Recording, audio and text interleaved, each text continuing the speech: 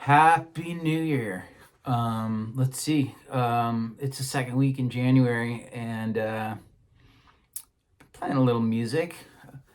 Been watching a lot of YouTube videos.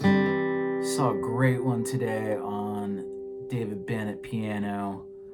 How the Beatles do the middle eights. Check that out. There's a accompanying video too by let's see, Nolte piano player, Nolte music, and that's really good too. Anyway, I'm gonna try to play one song off my album, and I'm just catching up, trying to get these out. What have I been doing?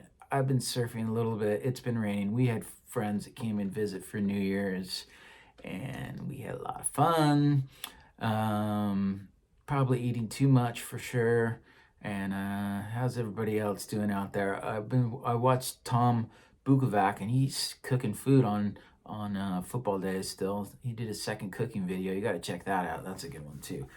Whew, that guy's hilarious.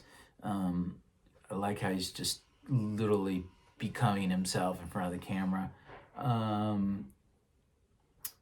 Let's see. I had another jam session with a friend that I run to around town, and I think it's like the fourth or fifth time that we've jammed, and we just are kind of loosely basing it on getting a show going at our local art festival, which I've done over the years. And he plays gigs around town, and he's a great player. He's definitely a better guitar player than I am, and sings smoother than I do.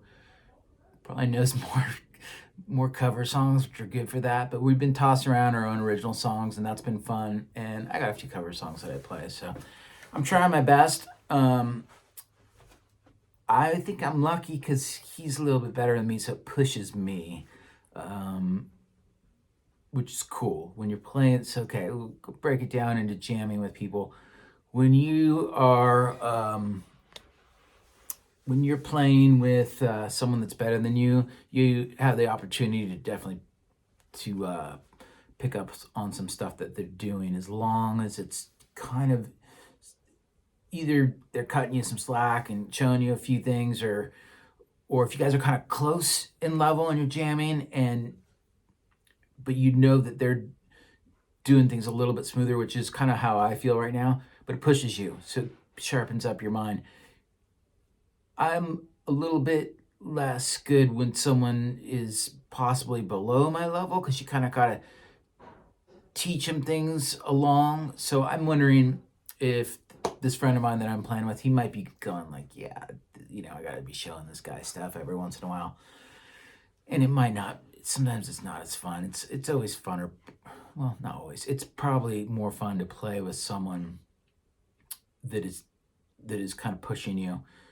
But maybe that's happening a little bit. Definitely, I guess it all depends if he likes the songs that in the style that I'm pulling off. So that's kind of fun just to see that dynamic. Who knows? It could. I hope we do play some gigs. You always want to, if you play with someone more than a few times, you kind of want it to lead somewhere, especially if you both are people that are interested in playing gigs.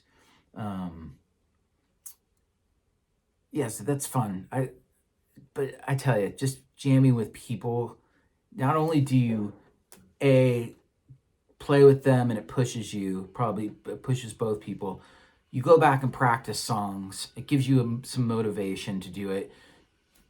There's side shoots that you take off of those songs that you learn from. So playing with other people is just invaluable. I guess that's my bottom line on this one.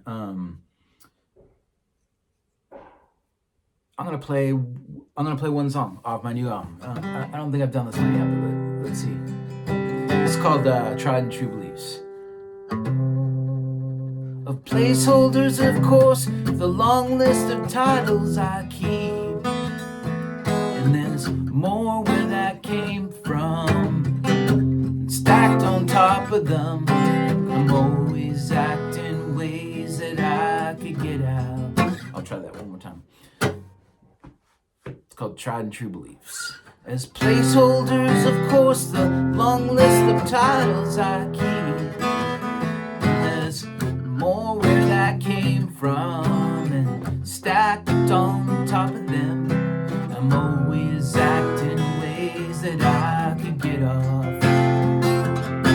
on the patterns of my tried and true beliefs. By the way, I'm happy that you're having fun with me. I have no excuses to pull from when I'm stuck in my own rut, and lashing out never worked out well for me. I gotta stick to my tried and true beliefs. I'm pretty far behind, and I could use a new invention. Pretty far behind, and I could mend it with good intentions, and that's what love is for.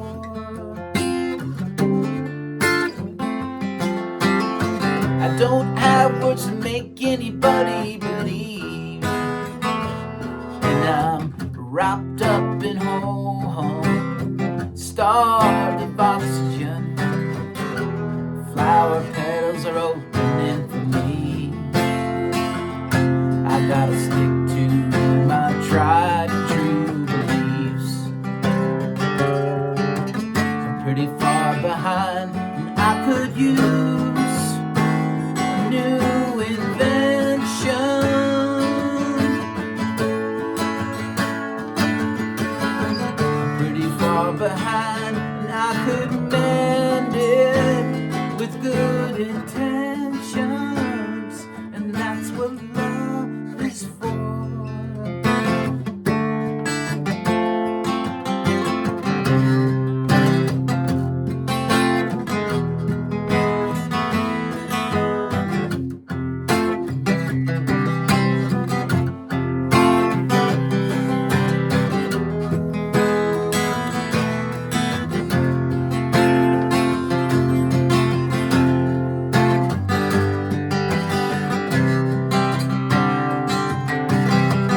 Pretty far behind, and I could use a good invention. I'm pretty far behind, and I could mend this with good inspections. That's what love is for.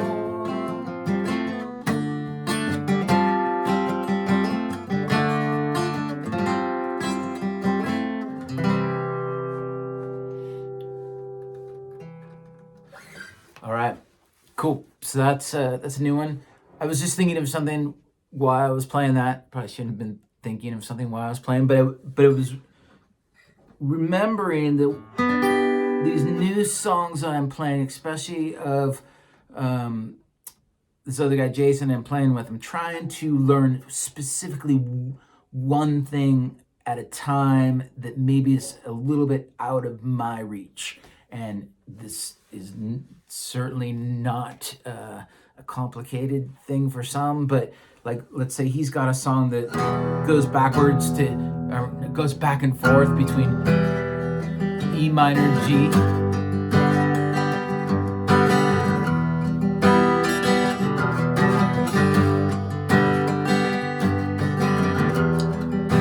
and he had mentioned like we should try to play in different parts of the neck just to fill out the sound, which is, I think, a typical thing to do, but I took it to heart because it's also, if someone's kind of going like this on the top strings or bottom strings, the other person could be complementing by doing the same chords, but on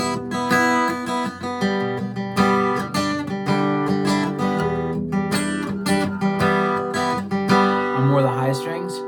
But I think he's got a good point. If you take it to even a different part of the neck,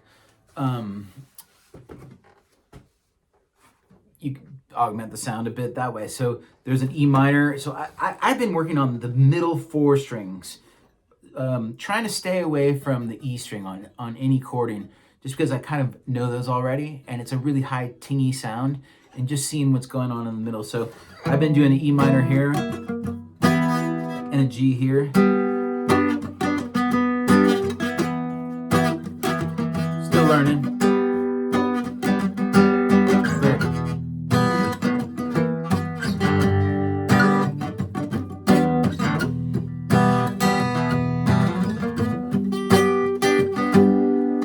Minor, you can bar it. There's that. It's just the A minor chord shape, but I've just been trying to keep my I'm not doing the bar version just so I purposely don't play that high string. So just these 4 strings. Little mid-rangey sound. And then this G.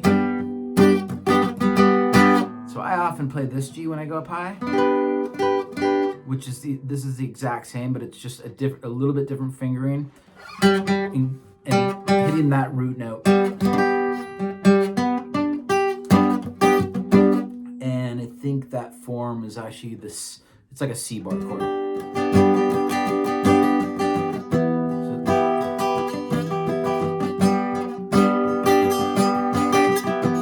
that's the bar chord form, which is A minor shape and a C shape if you know the Cage system.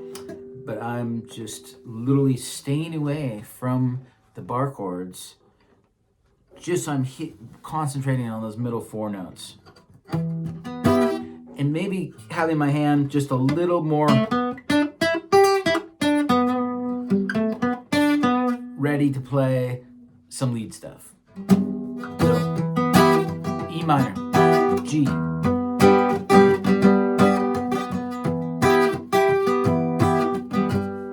Smooth yet, but getting there.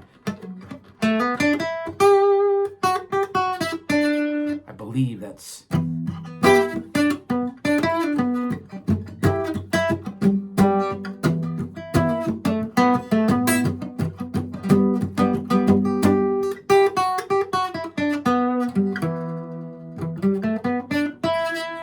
a pentatonic scale.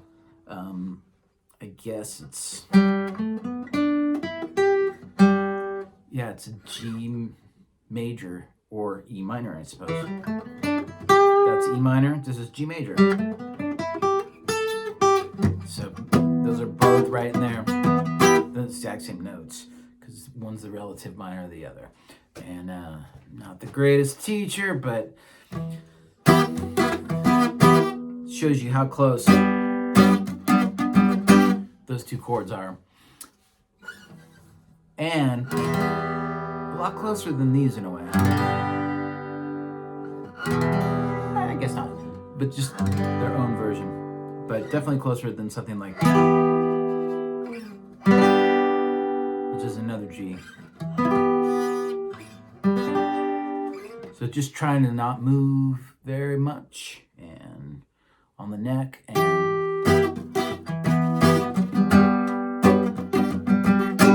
and that simple thing will lead to a little bit of voice leading, which hopefully I'm going to talk about when I learned it a little bit better. But this song goes, and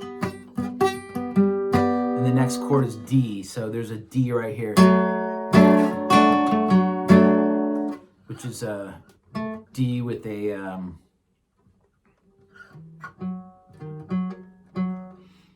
I'm sorry, it's a D with an F sharp bass on top of it.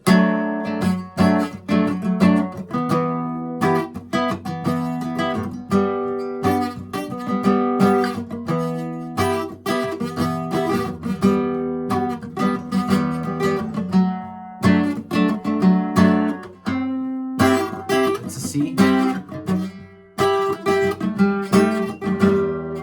Horrible playing. I gotta get better at this. That's okay, because I'm trying to explain it and just the people that are just beginning with me can hang along a little bit easier on that one. My horrible playing.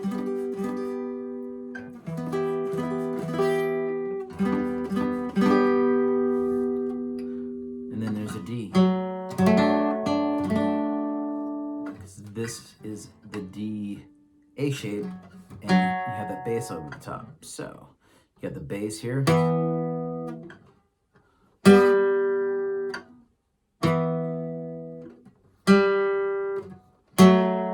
So that's just because those notes are right next to each other. I think that's just the beginning of a little bit of voice leading in the bass, which theoretically will sound nice over these first position chords he's going to be playing.